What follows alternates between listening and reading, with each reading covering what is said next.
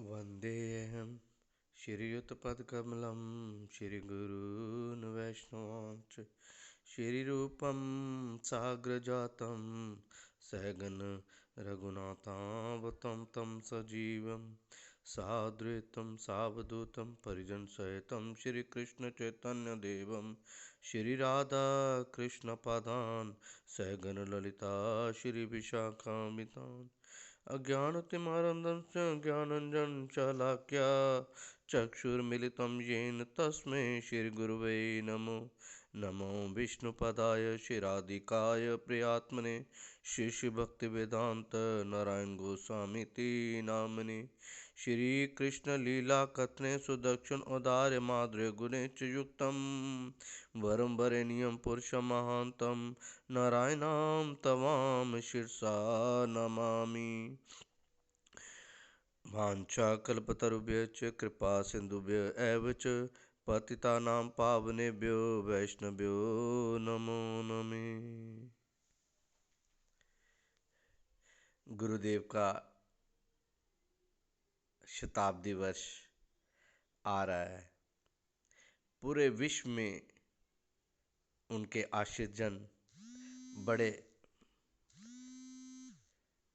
बड़े उत्साह से उसको मनाने के लिए तैयार बैठे हैं। परंतु कोविड-19 के इस परिदृश्य में जो गौड़िया मठ के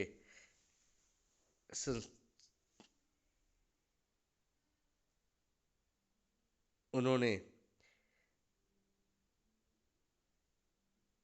ऑडियो वीडियो और जिस तरह से सबको बोला है कि ये अपना अपना गुरुदेव के श्री चरणों में अपने श्रद्धा सुमन भेजें, तो लोग बड़े उत्साह से इसको कर रहे हैं।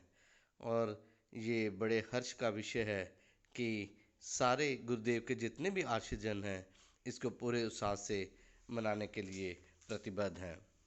मैं सनातन दास पंजाब से गुरुदेव के श्री चरण कमलों में अपने श्रद्धा सुमन अर्पित करते हुए थोड़ी देर के लिए कुछ कहना चाहता हूँ। गुरुदेव, मैं पहले एक्चुअल में जनकपुरी मठ दिल्ली में के पास ही रहता था, तो वहाँ पे मैं मंगल आरती पे जाया करता था। तो ये सन 2008 के आसपास की बात होगी।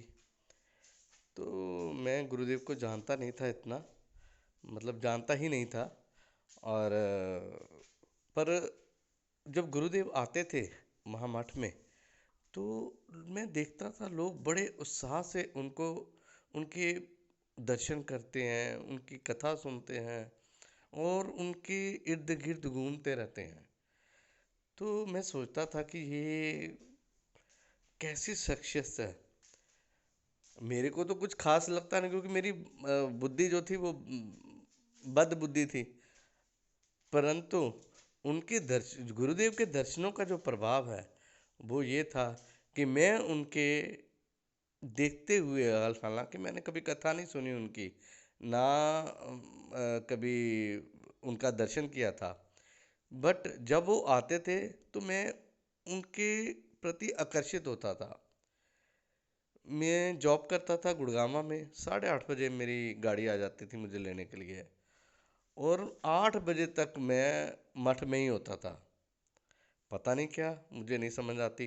गुरुदेव आते थे, उनकी कथा सुननी, उनके पीछे पीछे मॉर्निंग वॉक में जाना, मन ही नहीं करता था वहाँ से हिलने का। ऐसा गुरुदेव का आकर्षण था।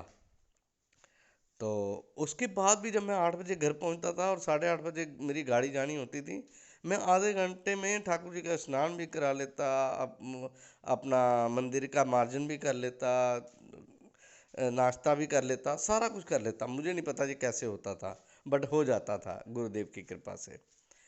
तो इस तरह धीरे धीरे मैंने गुरुदेव के लेक्चर सुने, उनका जब उनके बार बार दर्शन करने का सौभाग्य मिला मुझे, तो मेरा मन परिवर्तित होता गया उनके दर्शनों से ही। कथा तो मैंने नहीं सुनी इतनी, ना मेरे को समझ आती थी, बट उनके दर्शनों से ही मेरा मन जो है वो बिल्कुल खिंचा चला गया। और सन 2010 में गुरुदेव ने